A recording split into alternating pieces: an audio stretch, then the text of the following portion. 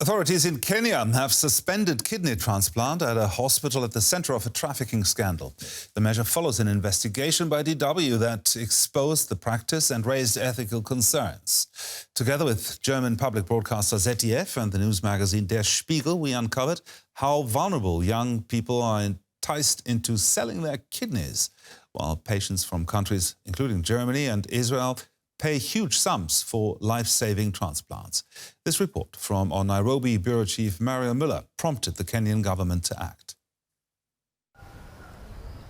This is Amon Kipruto-Meli, 22 years old, from a village in western Kenya. Like many young Kenyans, he struggled to find steady income, jumping from one job to the next.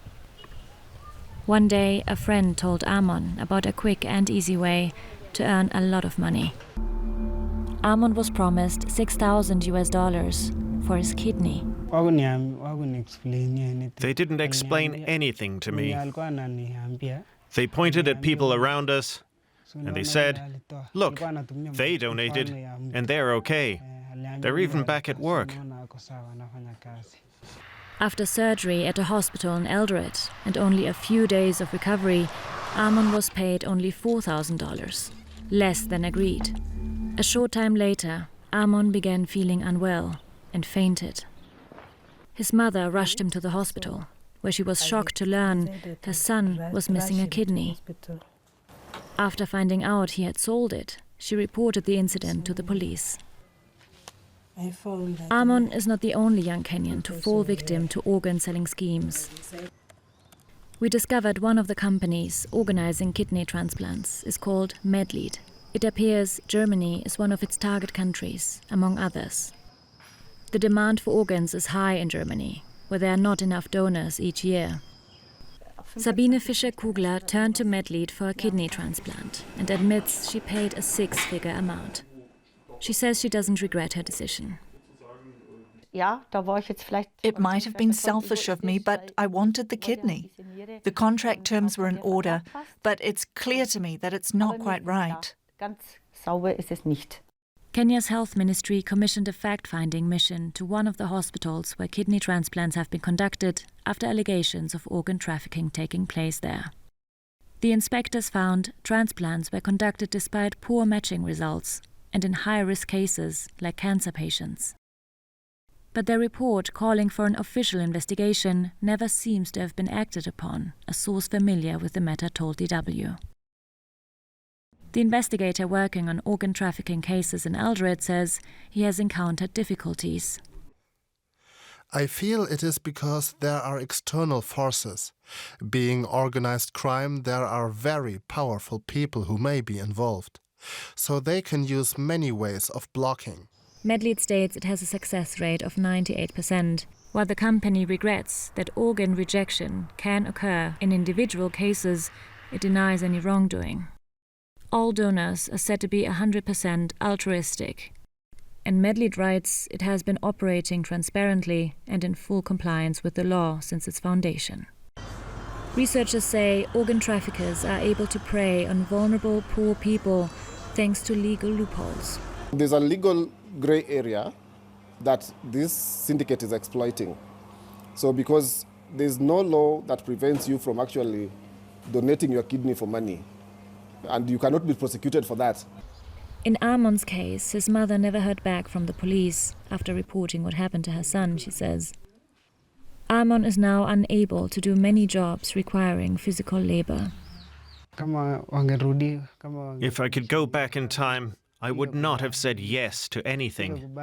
I would not have let them remove my kidney. Even if they tried to persuade me, I would not agree, because right now I'm desperate. Amon says he feels like he's been taken advantage of. DW correspondent Felix Maringa was at the press conference of the Kenyan Health Ministry on this scandal today. He joins me now from Nairobi. Felix, the hospital's kidney transplants have been suspended until further notice. Tell us more about the consequences of this DW investigation. The DW investigation has got quite a number of heads rolling. In just under a week, the Ministry of Health in Kenya has released two press statements. One, when they said that they will act. Immediately the report was published, and today, when they've taken stern action towards particular steps towards punishing Medihill Hospital for the unethical practices. Two health officials at the ministry have also been suspended. They are said to have tampered with the final report of an investigation that was done in 2023, and to protect the new investigation that will be taking place by the ministry, the health minister has suspended the two officials. The victims who had their kidneys removed have also been asked to record statements with the police so that further action may be taken by the ministry moving forward. Speaking about further action, what other steps are authorities taking to halt the illegal organ trade in the country? So a new committee has been put in place that will investigate the ethical practices at Medihill Hospital, the governance system, and even client privilege when it comes to donation of kidneys. Then some of the doctors in the report that was published by DW showed that some of those doctors came from Pakistan and India. And now the Ministry of Health in Kenya has suspended further issuance of new licenses to foreign doctors. And lastly, the ministry has also said that it will take stern action when it comes to the report that will be released. And they've also redirected anybody who was seeking kidney transplant services at Medihill Services to seek the services elsewhere, as the ministry just continues to take action on this report that was done by Deutsche Welle. DW's Felix Maringa there reporting from Nairobi. Thank you, Felix.